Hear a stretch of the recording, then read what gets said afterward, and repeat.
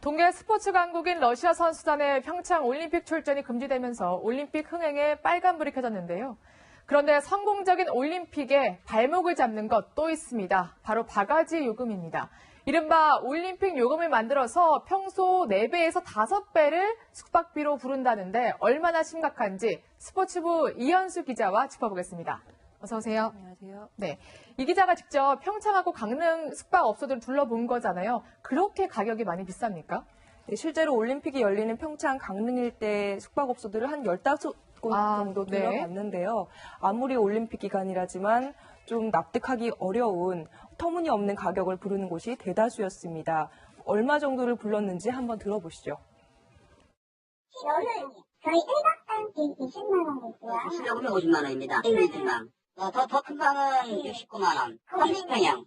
올림픽 기간에 1인당 10만 원. 지금은 2만 원. 95만 원씩. 부대 시설이 없어갖고 저희가 싼 편이에요. 네, 지금 그래서 이현수 기자가 둘러보면서 지금 대략적으로 가격을 추린 거죠? 네, 15곳을 이제 좀 추려서 정리를 해봤는데요. 펜션 같은 경우에 40만 원에서 50만 원대였고요. 네. 모텔은 20만 원에서 30만 원대 정도의 가격이 형성돼 있었습니다. 네. 이 정도면은 웬만한 서울의 특급 호텔 수준이라고 해도 그렇죠. 네, 정말 그렇죠. 억소리가 나는데 그런데 여기 보니까 호텔하고 리조트 보니까 예약 여부에 X. 그러니까 돈을 줘도 예약할 수가 없다는 건데 왜 그런 겁니까? 네, 특히 그 개막식이 열리는 네. 평창 횡계리 주변이 심했는데요. 일부에서는 IOC 관계자들과 또 조직위 관계자들을 예약을 해야 돼서 일반인은 받지 않는다고 설명을 네. 하고 있었고요. 또 하룻밤 예약은 어렵다. 일주일이나 아니면 올림픽 기간에 있어야 된다고 말한 것도 있었습니다. 단체로 받고 싶어 하고 또 장기로 투숙객들을 원하다 보니까 일반인들은 좀 예약이 힘들게 된 거죠. 그렇군요. 하도는 거의 뭐 어떻게 저걸 하지 못해요. 아니 뭐 올림픽 기간에 쓴다든가 아니 뭐 일주일에 쓴다든가 어느 일주일 쓰면은 하루에 되게 30만 원씩이요. 그러면 210만 원이요? 예. 보니까 거의 예약을 하지 말라는 수준인데 어느 일반인이 가족이라고 해도 210만 원을 주고 펜션에 예약할까 싶은데 그러면 이렇게 비싼 돈을 낸다면 방 상태라도 좋아야 되는데 직접 둘러봤다면서요. 괜찮았습니까? 네, 실제로 횡계 주변 펜션을 좀 둘러봤는데 1박에 69만 원 하는 곳을 찾아가 봤습니다. 네. 그런데 저렇게 누런 벽지가 좀 군데군데 찢어져 있었고요. 네. 식기를 보니까 립스틱 자국하고 커피 그렇네요. 묻은 자국이 그대로 남아 있었습니다. 또 다른 곳인데요. 1박에 50만 원을 불렀고요. 저기는 침대조차 찾아볼 수 없었습니다. 네. 저희가 좀 취재진이 충격을 받았던 곳은 게스트하우스인데요. 14명이 한 화장실을 쓰는 그런 방을 보여줬습니다. 네. 사람 하나 저렇게 간신히 들어갈 수 있는 캡슐 형태였는데 저게 이제 캡슐 하나에 10만 원을 받고 있었습니다. 10만 원이요? 네. 그래서 같은 곳을 외국인들은 어떻게 생각할지 직접 보여줘 봤거든요. 근데 반응이 당연히 좋지 않았습니다. People are sleeping in this box. Really? Capture. $20, I think so. I wouldn't pay that much money. Cheated. If I... 저 정도면 거의 한국 망신이다 이런 생각이 드는데 문제는 외국인에게는 더 터무니없는 가격을 부른다면서요. 실제로 그런 말이 있어서 그게 사실인지 확인해 보기 위해서 저희가 중국인 여성을 섭외해서 네. 한번 같은 펜션에 예약을 시간차를 두고 시도해 봤습니다. 결과가 어땠는지 한번 보시죠. 얼마인가요? 2월 9일 날은 그 객실요금이 50만 원입니다. 4인 1인방이죠. 방 예약하려고요. 2월 9일 4명이면 네. 60만 원이에요. 더 큰 방은 69만 원. 6명 있는 방은 80만 원이에요. 네, 숙박업소 주인들은 저렇게 더 받는 이유로 네. 정체불명의 수수료가 있다 이런 얘기를 하고 있었습니다. 외국인은 조금 더 받아. 수수료 때문에, 예약 수수료 때문에 외국인은 조금 더 받을 수밖에 없고. 아무리 봐도 바가지가 너무 심한데 좀 당국에서 조치를 취하고 있습니까? 여론이 너무 안 좋아지니까 강원도도 대책을 내놨거든요. 그 중에 하나가 이제 문제가 되는 숙박업소에 대해서는 지원을 아예 하지 않겠다. 그리고 또 세무조사를 의뢰하겠다. 이런 대책을 내놨는데 네. 하지만 지자체가 숙박 요금을 강제할 수는 없거든요. 그래서 이런 방안들이 실효성이 있을지에는 의문이 따르는 상황입니다. 그래서 현재 일부 숙박업소들이 정말 막연한 기대감을 갖고 방을 비운 채 기다리고 있는 상황이거든요. 네. 그래서 실제로 그 평창과 강릉 일대의 객실 계약률이 30%가 되지 않습니다. 그래서 이런 상황이 계속되면 나중에 올림픽 기간에 대규모 공실 사태가 그렇겠네요. 발생할 수도 있다. 이런 우려마저 나오고 있는 상황입니다. 네. 강릉 시민들이 이제 자성을 스스로 해주셔야 됩니다. 허겁지겁 나중에 이제 그 방을 하기 위해서 오히려 더 나쁜 쪽으로 흐를 수도 있다. 네, 내년 올림픽 기간 외국인 관광객이 한 39만 명 정도가 우리나라를 찾을 것으로 예상된다고 합니다. 그런데 이걸 보니 이들을 맞이할 준비가 우리가 돼 있는지 또 지금이라도 좀 점검을 해봐야겠다 이런 생각이 아주 많이 듭니다. 지금까지 이현수 기자였습니다.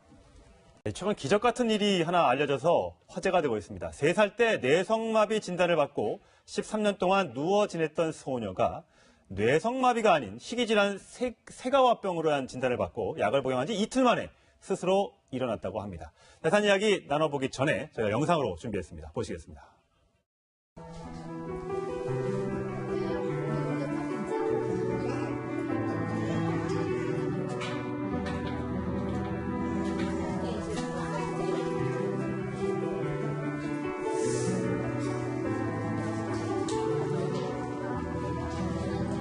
아빠는 목 들어가면서 저녁에 못 보던 애가 걸어서 뚜벅뚜벅 나오면서 아빠는 걸어요 하면서 나오더라고요.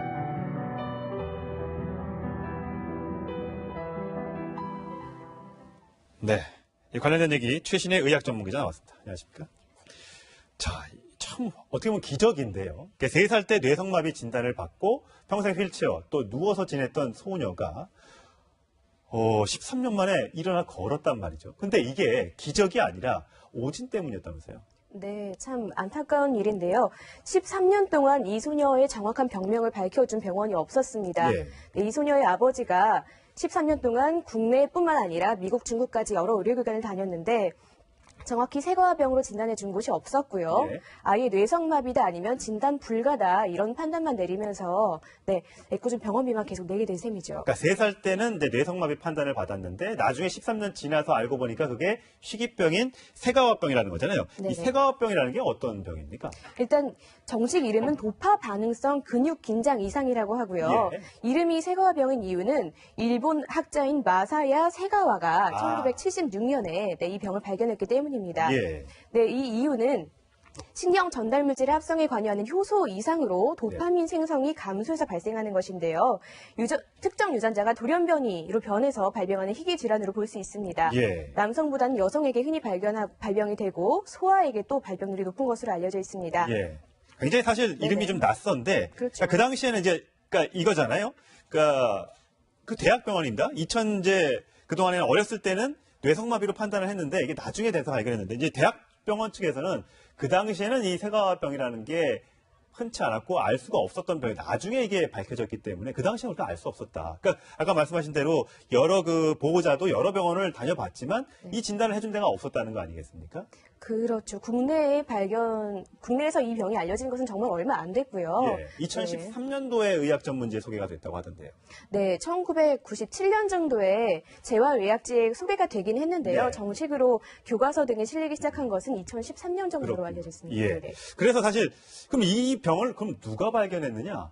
이 황당하게도 의사나 간호사가 아닌 물리치료사가 발견했다면서요? 네, 2012년에 대구 수성구의 한 병원에서 재활치료를 받던 도중에 물리치료사가 이 뇌성마비의 증상과는 약간 다르다라고 판단을 해서 예. 다시 그해 7월 정도에 서울에서 대형 의료기관에서 진단을 받았는데 예. 그때서야 이제 세가와 병인 것 같다라고 이제 진단이 된 거죠. 예, 그렇다고 합니다. 이게 뇌성마비 환자와는 움직임이 다르다는데 네. 보통 뇌성마비 같은 경우는 아침 저녁으로 하루 종일 움직이기가 굉장히 어려운데 네. 이 환자의 경우에는 아침에는 호전이 됐다가 네. 밤만 되면 걷지 못할 보통 이런 경우는 없는데라고 해서 의심을 했다는 거 아니겠어요? 그래서 네. 서울에 있는 큰 병원 가보십시오. 가서 큰 병원 갔더니 이게 세과병이더라 이랬던 거잖아요. 네, 대표 증상이 바로 아침에는 좀 괜찮아지는 것 같다가 저녁에 증상이 심해지는 것이고요. 네. 다른 증상은 좀 뇌성마비와 헷갈릴 수 있는 게 다리가 꼬이면서 이렇게 절룩거리게 되고 걷는 게 이제 네. 세과병이라는 게 걷는 게 지금 보는 게 저 지금 세과병의 영상인데요. 네. 예, 발이 이렇게 좀 꺾여서 이렇게 안쪽으로 안짱다리처럼 이렇게 걷게 되는 네. 굉장히 불편한 병이라고 하더라고요. 예. 네, 처음엔 걸음걸이에 약간 이상이 생기다가 예. 점점 전신 근육이 마비되면서 몸을 움직일 수 없게 되는 병이라고 합니다. 그런데도 저게 약을 먹으면, 그러니까 그 지금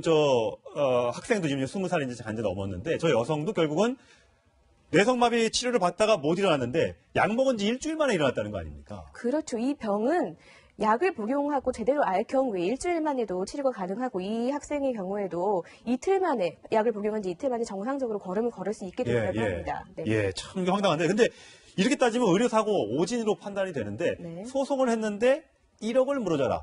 어떻게 판단 1억이라는 네. 돈이 나온 겁니까? 일단 이 환자 가족 측은 처음에 4억 8천만 원 정도를 요구를 했어요. 그런데 소송 결과 대구지법에서 좀 이 병이 발견되기 어려웠던 1999년이기 때문에 약간 법리적으로 판단하기 어렵다라고 해서 조정 결정을 내린 거고요. 네. 이게 그 당시만 해도 의료 기술이 발달하지 않아서 세과병에 대해서 의료기관이 잘 알지 못했던 시기이기 때문에 좀 이렇게 된 것 같습니다. 예. 사실 부모 입장에서 13년 동안 누워 있었고 이게 돈으로 환산할 수 없는 어마어마한 고통을 안긴 거잖아요. 네. 이게 소송으로 갔으면 이게 이기기 어려웠을까요? 그래서 그랬을까요? 아니면 근데 의료 소송이 참 어렵잖아요. 본인이 증명해야 된다면서요? 그렇죠. 이게 가장 큰 문제가 원고가 이 모든 것을 증명을 해야 하는데 예.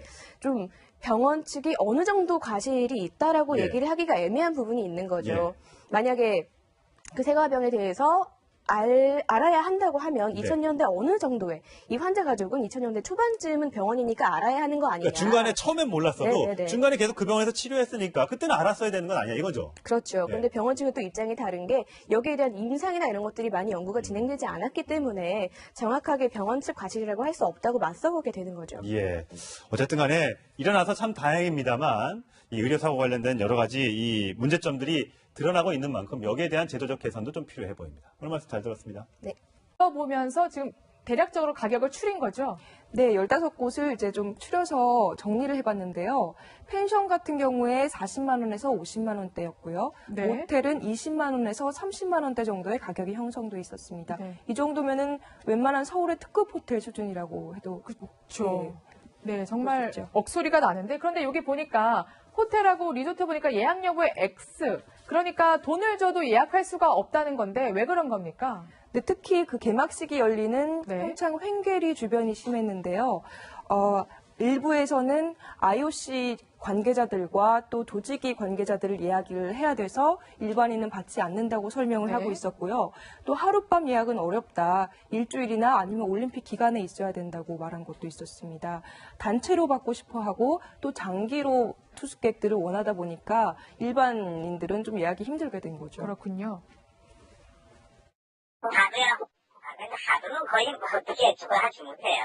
아니 뭐 올림픽 기간에 쓴다든가 아니 뭐 일주일에 쓴다든가 어느 일주일 쓰면은 강원도도 대책을 내놨거든요. 그 중에 하나가 이제 문제가 되는 숙박업소에 대해서는 지원을 아예 하지 않겠다. 그리고 또 세무조사를 의뢰하겠다. 이런 대책을 내놨는데 네. 하지만 지자체가 숙박 요금을 강제할 수는 없거든요. 그래서 이런 방안들이 실효성이 있을지에는 의문이 따르는 상황입니다. 그래서 현재 일부 숙박업소들이 정말 막연한 기대감을 갖고 방을 비운 채 기다리고 있는 상황이거든요. 네. 그래서 실제로 그 평창과 강릉 일대의 객실 계약률이 30%가 되지 않습니다. 그래서 이런 상황이 계속되면 나중에 올림픽 기간에 대규모 공실 사태가 그렇겠네요. 발생할 수도 있다. 이런 우려마저 나오고 있는 상황입니다. 네. 강릉 시민들이 이제 자성을 스스로 해주셔야 됩니다. 허겁지겁 나중에 이제 그 방을 하기 위해서 오히려 더 나쁜 쪽으로 흐를 수도 있다. 네, 내년 올림픽 기간 외국인 관광객이 한 39만 명 정도가 우리나라를 찾을 것으로 예상된다고 합니다. 그런데 이걸 보니 이들을 맞이할 준비가 우리가 돼 있는지 또 지금이라도 좀 동계 스포츠 강국인 러시아 선수단의 평창 올림픽 출전이 금지되면서 올림픽 흥행에 빨간불이 켜졌는데요. 그런데 성공적인 올림픽에 발목을 잡는 것 또 있습니다. 바로 바가지 요금입니다. 이른바 올림픽 요금을 만들어서 평소 4배에서 5배를 숙박비로 부른다는데 얼마나 심각한지 스포츠부 이현수 기자와 짚어보겠습니다. 어서 오세요. 안녕하세요. 네, 이 기자가 직접 평창하고 강릉 숙박업소들을 둘러본 거잖아요. 그렇게 가격이 많이 비쌉니까? 네, 실제로 올림픽이 열리는 평창 강릉 일대 숙박업소들을 한 15곳 정도 네. 둘러봤는데요. 아무리 올림픽 기간이라지만 좀 납득하기 어려운 터무니없는 가격을 부르는 곳이 대다수였습니다. 얼마 정도를 불렀는지 한번 들어보시죠. 저는 저희 1박당 20만 원이고요. 수령금이 50만 원입니다. 땡기지만 더 큰 방은 69만 원. 30평형. 올림픽 기간에 1인당 10만 원. 지금은 2만 원. 95만 원이요. 주변 시설이 없어갖고 저희가 싼 편이에요. 네, 지금 그래서 이현수 기자가 하루에 되게 30만 원씩이요. 그러면 210만 원이요?